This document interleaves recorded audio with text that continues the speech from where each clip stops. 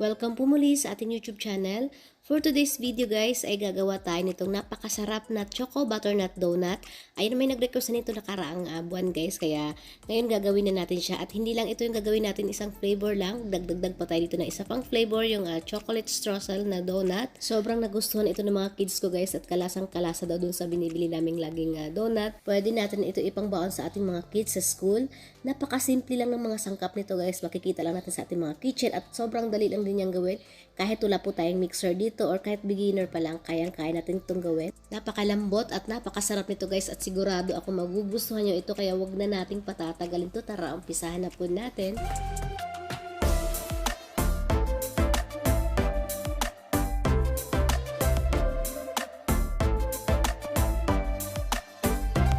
Papakita ko pala sa inyo guys yung ginagamit kong butter or gagamitin nating butter ngayon.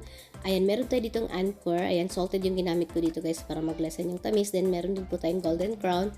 Ayan, pwede namang puro real butter yung gagamitin natin. Kaso lang kung halimbawa pang benta nyo, pwede nyo siyang hatiin half compound butter and half real butter para mas less yung costing natin. Ilagay na rin natin yung ating sugar. Then ibit lang natin ito guys. Kung wala po kayong hand mixer, pwedeng wire whisk lang yung gagamitin nyo dito sa paghalo. Ibit lang natin ito hanggang sa mag-light and fluffy lang yung ating sugar at saka yung ating butter. Mga 3 to 4 minutes. Medium speed lang po. Remind ko lang guys, kailangan yung butter natin naka room temperature siya or malambot siya pero hindi po siya melted. Then ayan, kailangan natin i-scrape lagi yung side ng ating bowl para yung nasa ilalim mahalo din po natin. Then ayan guys, kapag nag-light na yung ating butter at saka yung ating sugar, ayan, pwede na ito, ilagay na natin yung ating egg. One at a time lang po, isa-isa lang. Then ibit lang natin siya, count lang tayo ng mga 20 seconds bago natin ilagay yung next egg natin. Then dito guys, nasama pa yung isang egg kaya naging dalawa yung paglagay natin. Pero okay lang naman, basta mahalo po nating maigi. Then, scrape lang natin ulit yung side ng ating mixing bowl. Continue lang natin yung pag-beat natin or yung pag-mix natin hanggang sa wala natin nakikitang mga trace ng egg dito sa ating mixing bowl. Then, ilagay na rin natin yung ating vanilla.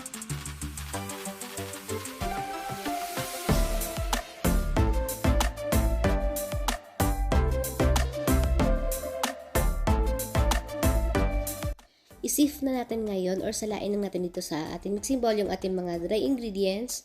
Ayan, meron tayo ditong all-purpose flour. Pwede rin po kayong gumamit ng cake flour. Doon yung ating cocoa powder at yung ating salt at saka yung ating baking powder. Yung cocoa powder guys, ang ginamit ko dito ay half unsweetened, yung Hershey's. Then, half din po yung black cocoa powder yung pinakita ko sa inyo nakaraan.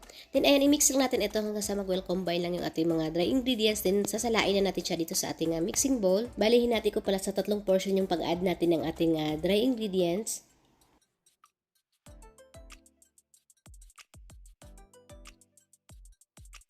Then after natin malagay yung first batch ng ating dry ingredients, ilagay na natin yung kalahati ng ating full cream milk. I-beat lang natin ito or i-mix lang natin siya ng medium speed for 30 seconds hanggang sa medyo wala natin nakikitang mga dry flour. Hindi naman kailangan na halong-halo siya guys kasi haluin pa natin siya mamaya after natin malagay lahat ng ating dry ingredients.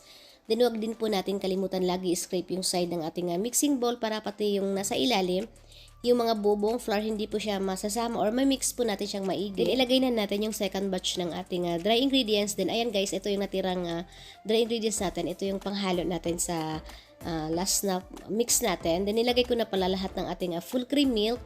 Ayan, kailangan kasi guys dito pagka creaming method yung gagamitin natin. Kailangan ganito yung pag-mix natin. Yung pinakalas na ilalagay natin, yung dry ingredients. Nasabi ko na rin po yan nakaraan, yung paggawa natin dun sa butter cake natin. Then, i-mix natin ito ulit ng mga 30 seconds.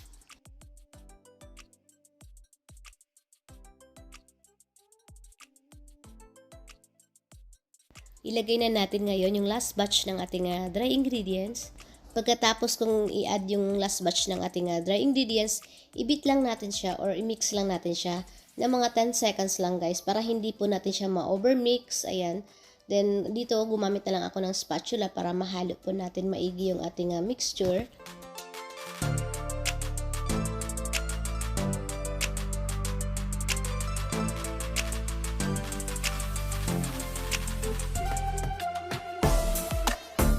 Then ayun guys, kapag wala na tayong nakikitang mga dry flour dito sa ating mixing bowl, pwede na ito.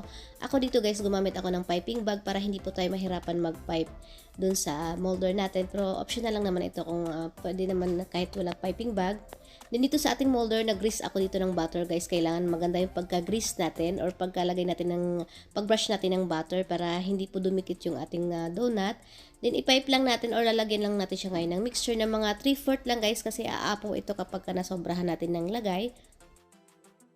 Itap lang natin ito guys para pantay yung ibabaw ng ating donut. Then i-bake na natin ito sa ating naka-preheat na oven ng 160 degrees Celsius ng 25 to 30 minutes or depende sa inyong oven guys. Gumamit na lang kayo ng toothpick test. Dito sa recipe na ito guys, nakagawa ako dito ng 23 pieces na donut dito sa small na molder natin.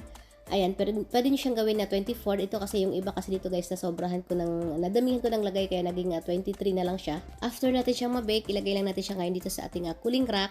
Then dito guys, alisin natin siya agad dito sa ating baking pan para mag-stop na yung cooking process niya para hindi na po mag-dry yung ating donut. Then after natin siyang pagkain na natin siyang hawakan guys, pag medyo maligam-gam or warm na yung ating donut, tatanggalin na natin siya sa molder o i-unmold na natin siya guys. Then ilipat na natin siya dito sa ating cooling rack.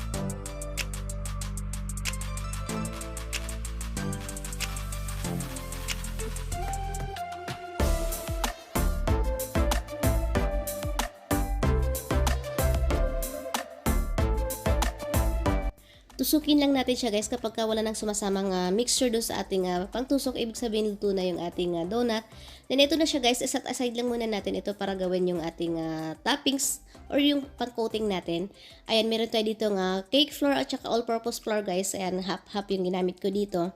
Pwede naman all-purpose flour yung gagamitin lang natin. Pwede rin namang cake flour lang. Pero yung cake flour kasi guys, medyo masyado kasi siyang pino kaya hinaluan ko siya ng all-purpose flour. Kaya ayan, then i-bake lang natin ito guys ng 15 minutes hanggang sa mag-slightly golden brown lang siya dun sa pag-bake sa kanya. Pwede rin naman kung wala po kayong oven, pwede po ito-toast nyo lang siya sa kawali hanggang sa lumabas lang yung aroma ng flour guys. Sa akin nito, hindi ko na siya pinaabot ng golden brown. Basta lumabas lang yung aroma, pwede na yon. Then dito guys, sa ating isang bowl, nilagay ko na yung ating sugar at saka yung ating food coloring. Wala kasi akong orange na, yung purong orange lang kaya pinaghalo ko yung red at saka yellow para magiging orange yung color niya. I-mix lang natin ito guys kapag medyo nag-moist siya guys, so walang problema yan.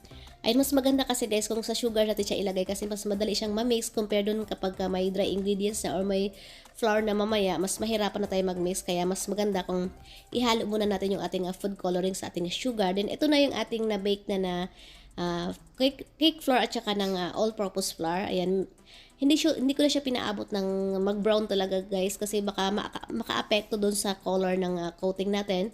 Kaya basta kapag naamoy nyo na yung aroma ng flour or ng cake flour guys, ayan, pwede na yun. Pwede nyo na siyang tanggalin sa oven or pwede nyo na siyang tanggalin sa kawali. Then, ayan, sinala ko lang siya ulit guys para mas pino yung ating cake flour o yung ating all-purpose flour. Then, gumamit ako dito ng Alaska powder milk. Mas masarap kapag Alaska guys kasi mas malinamnam siya guys. Pero pwede kayong gumamit ng ibang brand. Then, i-mix lang natin ito guys. Then, ilagay na natin yung ating sugar mixture o yung nilagay natin ng food coloring. Yung food coloring guys, depende na sa inyo kung gaano katingkad yung gusto nyo magiging kulay ng inyong pang-coating. Ay, basta mag-add lang kayo ng mga add ng food coloring hanggang sa makuha nyo yung tamang kulay na gusto nyo. Then ayun guys, minix lang natin ito. Then nakita nyo guys, medyo maputla yung mixer natin. Huwag kayong mag-alala guys kasi pag nalagay na yung butter natin, mag-iiba na yung kulay niyan, babalik na siya sa dati. Then dito kung medyo napuputlaan pa kayo kung nakulangan guys sa kulay, pwede naman kayo mag-add ng food coloring pa.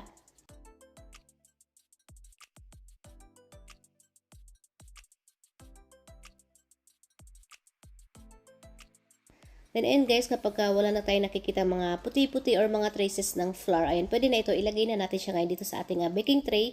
I-bake natin siya ulit guys ng another 10 to 15 minutes hanggang sa matanggalan yung moisture dun kasi nga medyo nagbasa siya guys dun sa sugar na nilagay natin. Pwede nyo rin po siyang hindi i-bake, ilagay nyo na siya sa kawali, then ito-toast nyo lang siya guys hanggang sa medyo matuyo lang yung sugar mixture natin. Then sunod naman natin gagawin yung ating chocolate streusel. Ilagay lang natin yung butter dito sa ating mixing bowl. Nilagay ko na rin yung ating powdered sugar, bali 2 tablespoon lang. Pwede kayo mag-add kung gusto nyo medyo matamis, pero sa akin guys, okay na ito.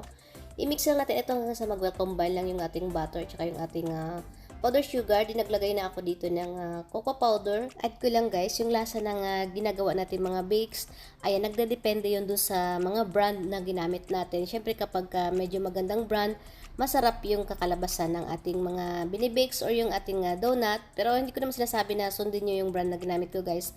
Marami naman dyan na mas mura lang. Pinakita ko na rin nakaraan yung mga brand ng cocoa powder na ginamit ko. Basta wag lang kayong gumamit ng yung Recoa guys na nabibili sa grocery or sa palengke guys. Kasi hindi po kasi siya intended for baking. Pang cooking lang talaga siya guys. Nilagay ko na rin pala yung ating all-purpose flour. Then i-mix lang natin ito guys hanggang sa magiging crumbs lang siya. Then ayan guys, kapag ganito na yung texture niya, pwede na ito, ilagay na natin yung ating powder milk. Ayan, Alaska pa rin yung brand na ginamit ko dito guys. Bali 1 tablespoon lang yung kailangan natin dito. Dinahalo ilang natin ito hanggang sa wala na tayong nakikitang mga puti-puti na powder milk dito sa ating mixture. Then ilagay na natin siya dito sa ating baking tray. I-bake din natin siya guys ng 8 to 10 minutes yung pag-bake natin sa kanya hanggang sa medyo tumigas lang siya ng konti. Pero kung again po, pwede nyo rin po siyang hindi i-bake. Pwede nyo siyang i-toast din sa kawali hanggang sa medyo matuyo lang siya or matos lang siya ng konti. Then ito na yung ating mga pang-coating or yung ating mga pang-toppings. Ayan, ready na sila. I-set aside lang muna natin ito. May gagawin pa tayo dito guys. Ayan, meron tayo ditong dark chocolate pala guys. Mag-melt tayo dito. Ito yung brand na ginamit ko. Ayan, pwede naman kayong gumamit ng ibang brand basta yung masarap guys. I-microwave lang natin ito ng 1 minute, bali 30 seconds interval. Then i-mix lang natin siya hanggang sa tuluyan na mag-melt yung ating chocolate. Ayan, pwede rin po sa double boiler nyo siya i-melt guys. Then ito na yung ating donut. Ayan, mag-assemble na tayo ngayon.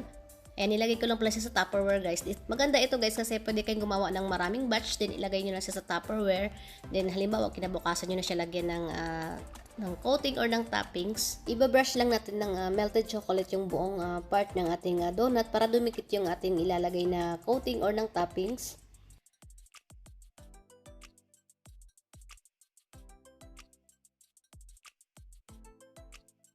Pagkatapos natin siyang i-brush ng melted chocolate, ayan, lalagyan na natin siya ng toppings or ng coating guys. Igugulong na natin siya dito sa ating ginawang toppings. Ayan.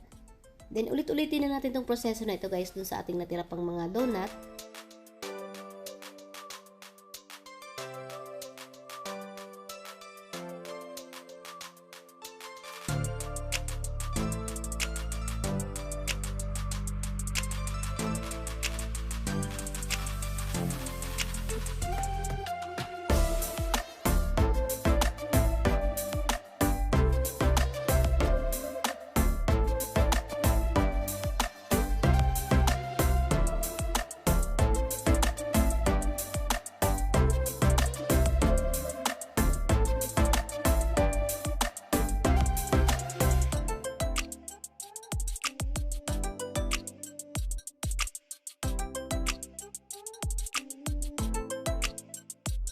Then, ayan, ready na yung ating choco butternut donut at saka yung ating chocolate streusel. Ilagay lang natin siya dito sa ating baking tray. Ayan guys, ito pwede nyo muna siyang i-chill kahit 15 minutes or 10 minutes lang guys para mag-set lang yung melted chocolate na nilagay natin sa kanya. Then, after natin siyang ilagay sa chiller, ayan, pwede na natin siyang ilagay sa box or sa packaging kung balak nyo siyang ipangbenta.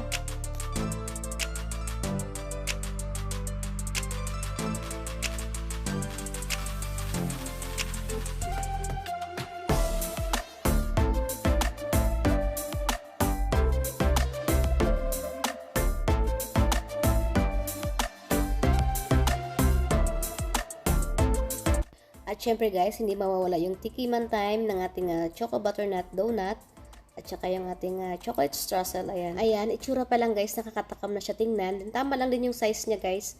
Ayan, kasi kapag medyo malaki na parang nakakaumay na siya tingnan or nakakaumay na siya kainin. Sakto lang itong yung small na molder size na ginamit natin. Then, ayan guys, nakikita nyo ba yung loob? Napaka-moist niya at napakalambot. Sakto lang din yung tamis niya guys at yung nilagay natin na pang-coating sa kanya.